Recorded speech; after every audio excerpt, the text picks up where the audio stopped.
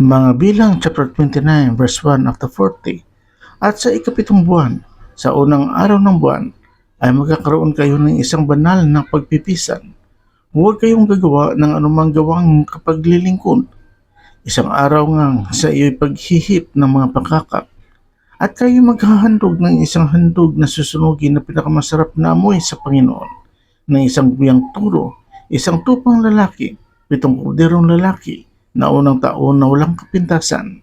At ang handog na harina ng mga yaon, na mainam na harina na hinaluan ng langis, ay 3/10 bahagi sa turo, 2/10 bahagi sa lalaking tupa, at 1/10 bahagi sa bawat kordero sa 7 kordero. At isang kambing na lalaking pinakahandog dahil sa kasalanan upang itubos sa inyo, bukod pa sa handog na susunugin sa bagong buwan, at sa handog na harinang niyaon, at sa palaging handog na susunugin, at sa handog na harina niyaon, at sa mga inuming handog niyaon, ayon sa kanilang palatuntunan na pinakamasarap na amoy na handog sa Panginoon na pinaraan sa apoy. At sa ikasampung araw nitong ikapitong buwan, ay magkakaroon kayo ng isang banal na pagpipisan, at inyong pagdalamhatiin ang inyong mga kaluluwa. Huwag kayong gagawa ng anumang gawa, kundi kayo'y maghahandog sa Panginoon ng isang handog na susunugin na pinakamasarap na amoy, isang guyang turo, isang tupang lalaki, 7 kordero lalaki na unang taon na mga walang kapintasan sa inyo.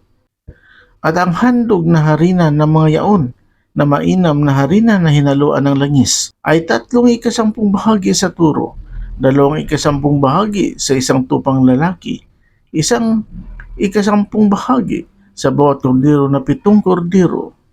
Isang kambing na lalaki na pinakahandog dahil sa kasalanan, bukod pa sa handog dahil sa kasalanan na pangtubos, at sa palaging handog na susunugin, at sa handog na harina, at sa mga inuming handog na mga yaon.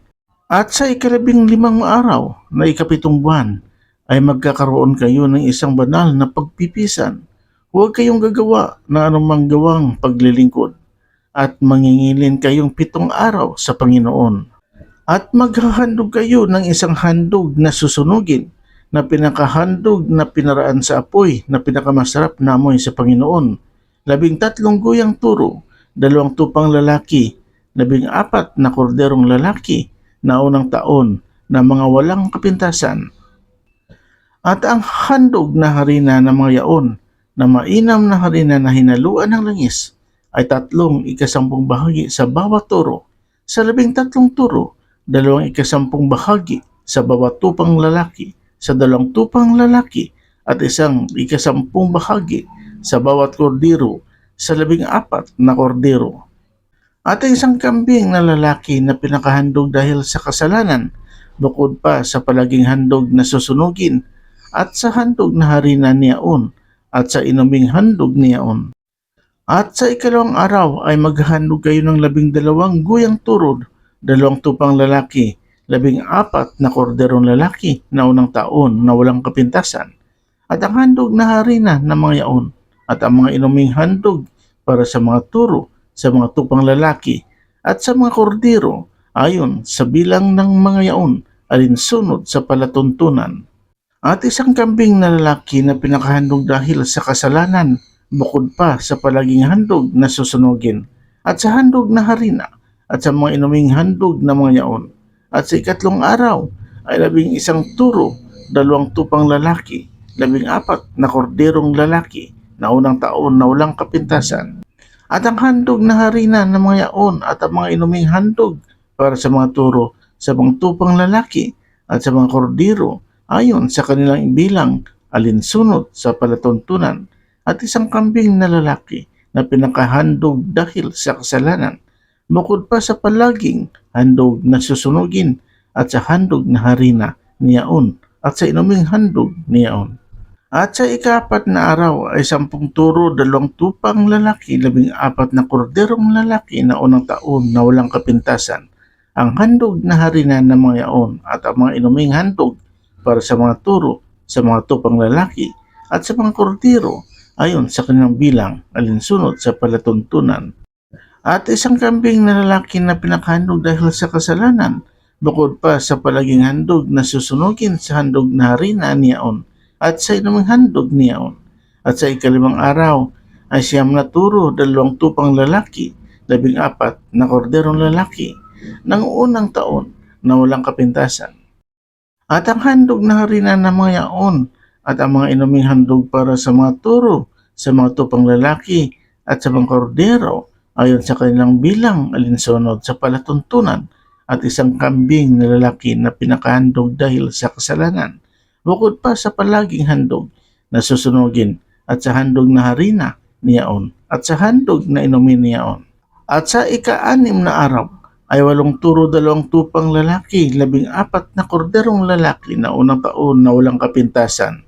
At ang handog na harina ng mga yaon at ang mga inuming handog para sa mga turo, sa mga tupang lalaki at sa mga kordero ayon sa kanilang bilang alinsunod sa palatuntunan. At isang kambing na lalaki na pinakahandog dahil sa kasalanan, bukod pa sa palaging handog na susunugin, sa handog na harina niyaon at sa mga inuming handog niyaon.